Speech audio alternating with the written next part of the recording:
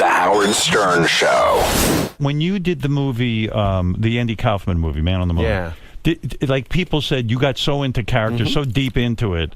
Yeah, that I lived as the characters. You became Andy Kaufman. Yeah. So when you read about Daniel Day-Lewis becoming Abraham Lincoln and he's walking around, people are addressing him as Mr. Lincoln and stuff, you understand that. Absolutely. I mean, Absolutely. that's the only way you could have played Andy Kaufman. You can't turn it off. My thinking on the Andy Kaufman thing was, a little while before the movie started, I started thinking, how am I going to approach this thing? Because it's always a different approach for every movie, and that's the fun of it. A different method for every movie.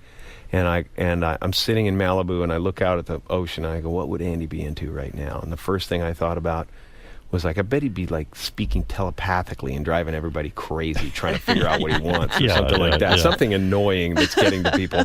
And when I said that in my mind, dolphins floated to the surface, and I went, okay, this is something. And so I now went through the next week speaking telepathically to people.